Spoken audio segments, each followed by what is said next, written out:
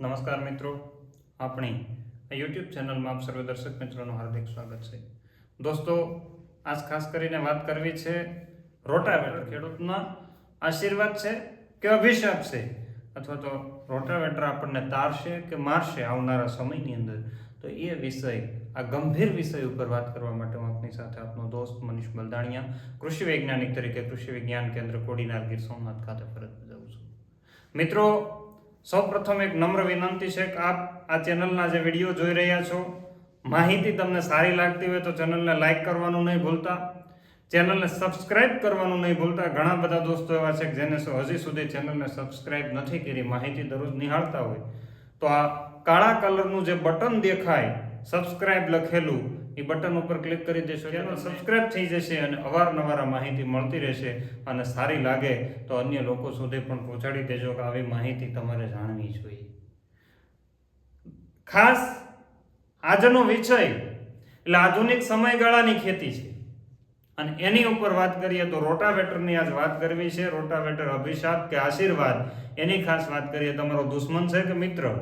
રોટાવેટરની જગ્યાએ ઘણા બધા બીજા યંત્ર આવેલા છે, એટલે ખાસ તમારે આ સમજવાનું છે. દોસ્તો, કોઈ પણ વસ્તુ બજારની અંદર આવી હોય, કોઈ ટેકનોલોજી બજારની અંદર આવી હોય ને, એ ક્યારેય નુકસાન કરતા ન હોય, પણ એને વાપરવાની રીત અલગ હોય તો આપણે કદાચ નુકસાન કરતા સાબિત થઈ શકે. કારણ કે કોઈ પણ હાથ હોય ને એની બે બાજુ હોય, એક બાજુ હથેળી છે, આમાં કોઈ પણ વસ્તુ પકડી શકાય ને એક બાજુ પોંચો છે જેમાં કઈ આવે નહીં, બરાબર? એટલે બે વસ્તુ હોય, સિક્કાને બે બાજુ હોય. એમ કોઈ પણ નવી ટેકનોલોજી બજારની અંદર આવે એની બે વસ્તુ હોય. તમે બજારની અંદર આ મોબાઈલ આવ્યો છે તો આના ઘણા સારા ઉપયોગ કરે છે, અને ઘણા લોકો આનાથી માર પણ ખાય છે, તમને ખ્યાલ જ છે, બરાબર?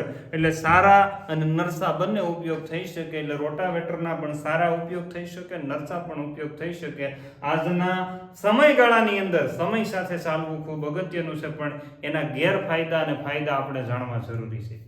દોસ્તો, રોટાવેટરના ફાયદાની વાત કરીએ તો રોટાવેટર ખૂબ સારું ફાયદાકારક યંત્ર છે. જેના ખેતરની અંદર મોટા મોટા ઢેફા હોય અને ઢેફા ભાંગવા માટે રોટાવેટર સૌથી બેસ્ટ.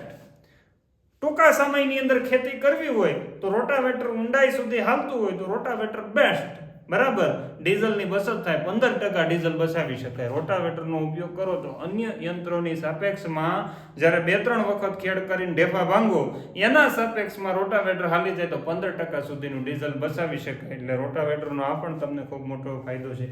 જમીન ફૂલ કડક હોય કે જેમાં હળ પણ ન બેસે, ત્યાં રોટાવેટર ઘણું ફાયદાકારક થાય. પહેલી વખત રોટાવેટર ચલાવીને પછી કલ્ટિવેટર ચલાવવામાં આવે તો ઘણો ફાયદો થતો હોય. ઉપરાંત તમારે દેશી ખાતર કે રાસાયણિક ખાતરોને જમીનમાં મિક્સ કરવા હોય, ત્યાં પણ રોટાવેટર ખૂબ સારું ફાયદાકારક થઈ શકે છે. એટલે રોટાવેટરના ઘણા બધા ફાયદા છે. ઘણીવાર ઉપર આપણે મલ્ચિંગ કરવું હોય, આપણે આગળના વિડીયોની અંદર કીધું તો ભાઈ ઘઉંનું પરાળનો ભૂકો કરી અને જમીન સાથે મિલાવવા માટે રોટાવેટર અગત્યનું છે. ત્યાં હળ એટલે કે છવડાથી થાય નહીં, એમાં રોટાવેટર મારીને પછી છવડું મારવું પડે. આ રોટાવેટરના ઘણા બધા ફાયદા છે. કોઈક ઝીણા દાણાવાળા મતલબ બિયારણનો આપણે ખેતરમાં ઉપયોગ કરવો હોય, દાખલા તરીકે ડુંગળીનું વાવેતર કરવું અથવા બાજરીનું વાવેતર કરવું અથવા તલનું વાવેતર કરવું, તો એને રોડીવાળું પડવું હાલે નહીં, તો ત્યાં રોટાવેટર ખૂબ અગત્યનું છે. એટલે રોટાવેટરના ઘણા બધા અઢળક ફાયદા આપણા ખેડૂત મિત્રોને મળ્યા છે. એટલે જ આપણે બધા દુનિયાભરનું રોટાવેટર વાપરતા થઈ ગયા છે, પણ એની પાછળ આપણે નજર નથી કરી.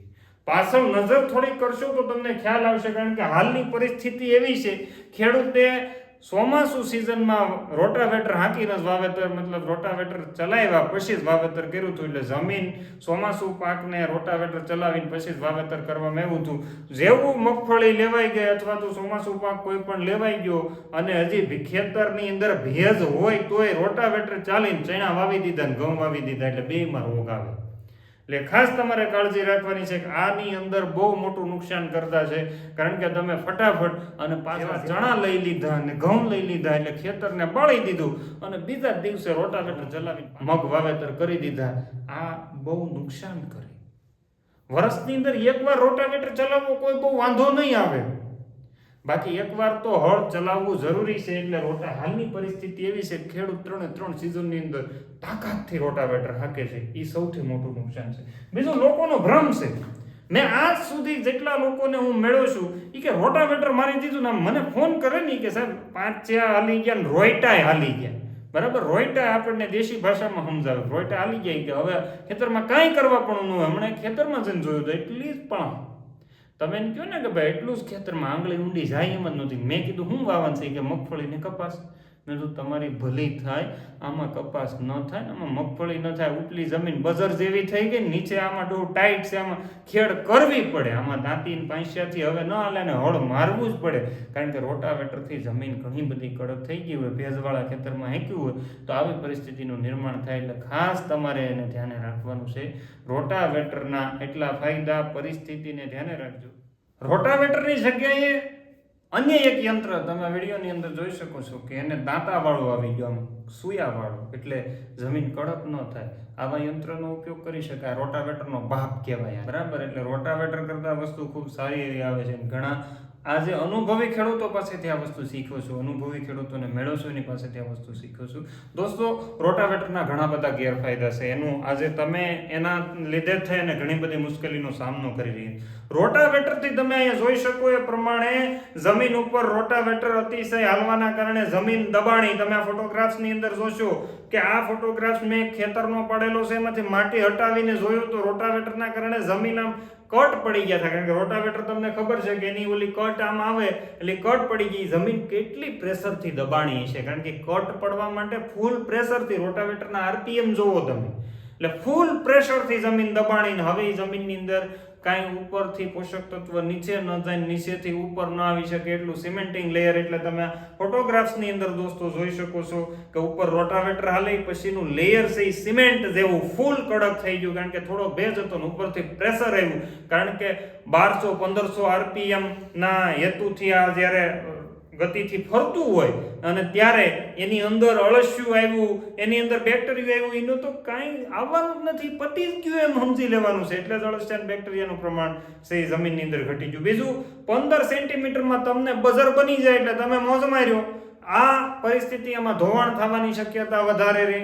આમાં ક્ષારનું પ્રમાણ, કારણ કે ક્ષાર હવે આ લેયરથી નીચે જવાના નથી, એટલે ક્ષાર બધા ઉપલા લેયરમાં જમા થવાના છે, એટલે ઓસ્મેટિક પોટેન્શિયલ થાય. પાણી પાવા છતાં પાક હુકાઈ જાય, આવી પરિસ્થિતિનું નિર્માણ થાય.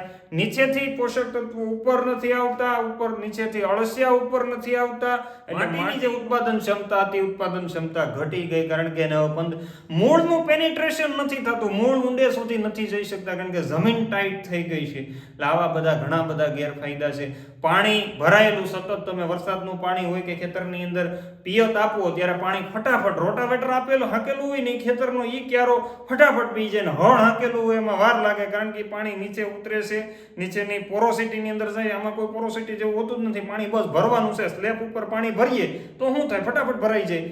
પણ માટીમાં ભરો તો માટીમાં ન ભરાઈ શકે, કારણ કે માટી પાણીને શોષી લે છે, નિંજાર આપે છે. એટલે નિંજારા આવતા હોય એ ખૂબ અગત્યના છે. એટલે દોસ્તો, ક્ષારનું પ્રમાણ પણ વધવાનું કારણ એવું છે, પોષક તત્વોની કમી ઊભું થવાનું પણ કારણ એ છે કે સિંગલ વન વે એકલું યુઝ થતું રોટાવેટર. એટલે આ ખાસ તમારે કાળજી રાખવાની છે. બીજું, રોટાવેટરના કારણે રોગ જીવાતનું પ્રમાણ, કારણ કે પાણી એમનું ભર્યું રહે, ઉપરથી કોસેટા છે એ અમુક લેયર પછી સેફ થઈ ગયા, હવે એને કંઈ થતું નથી, ઊંડી ખેડ થઈ નથી, એટલે એ ત્યાંથી બહાર આવીને તરત જ આપણા છોડવાના મૂળને ડેમેજ કરે, છોડવાને ડેમેજ કરે, નિંદામણનું નિયંત્રણ નથી કરી શકાતું. એટલા બધા રોટાવેટરના મોટા મોટા ગેરફાયદા છે. ખાસ જમીનની જે કડકનેસ વિધિ, પોરોસિટી ઘટી, બરાબર, જમીનમાં હવાની અવર જવર ઘટી, એ જ આપણા માટે સૌથી મહત્વનું છે. કારણ કે એ જો વધારવામાં આવે તો ઉત્પાદન સારું વધારી શકાય, નહીં તો રોટાવેટર હાંકવાથી હું એવું માનું છું ઉત્પાદન ઘટે, બરાબર. એટલે ખાસ તમારે કાળજી રાખવાની છે કે રોટાવેટરનો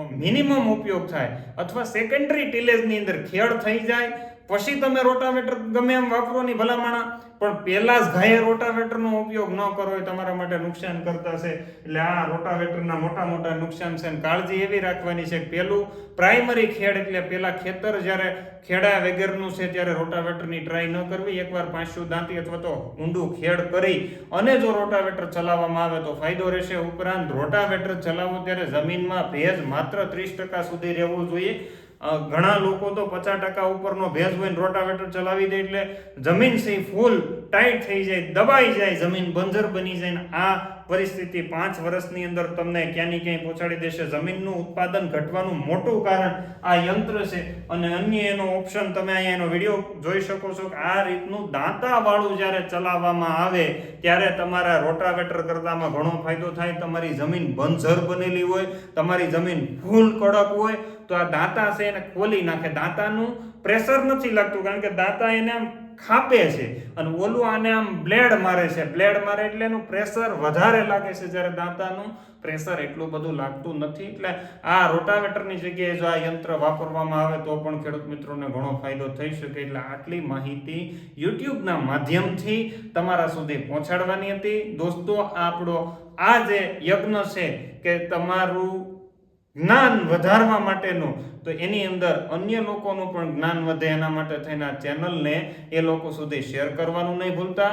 અને તમે હજી સુધી જો સબસ્ક્રાઇબ ન કરી હોય તો આવી અવનવી માહિતી માટે અમારી ચેનલને સબસ્ક્રાઇબ કરી દેજો. એટલે અમે ગમે ત્યાંથી માહિતી અમને મળશે તમારા સુધી પહોંચાડવાનો પ્રયત્ન કરશું. અને તમે કોમેન્ટ બોક્સની અંદર લખી દેજો કે તમે રોટાવેટર ક્યારે ચલાવો છો. ખુલ્લા ખેતરમાં રોટાવેટર ચલાવો છો કે પછી તમે ડાયરેક્ટ રોટાવેટર ચલાવી ગયો કે ખેડ કરીને રોટાવેટર ચલાવવું હોય તમારા કોમેન્ટ સેક્શનની અંદર તમારે જણાવવાનું છે. અને જે લોકો રોટાવેટર નથી ચલાવતા એને પણ લખવાનું છે કે હું રોટાવેટર ચલાવતો નથી, અમે દેશી પદ્ધતિથી ખેડ કરીએ. તો એને આપણે આભાર એમનો પહેલેથી માની દઈએ છીએ કે તમે પ્રકૃતિનું તમારી જમીનનું ઘણું બધું ધ્યાન રાખી રહ્યા છો. આટલી માહિતી આપીને વિરમું છું. અસ્તુ. જય હિન્દ. ભારત માતા કી જય.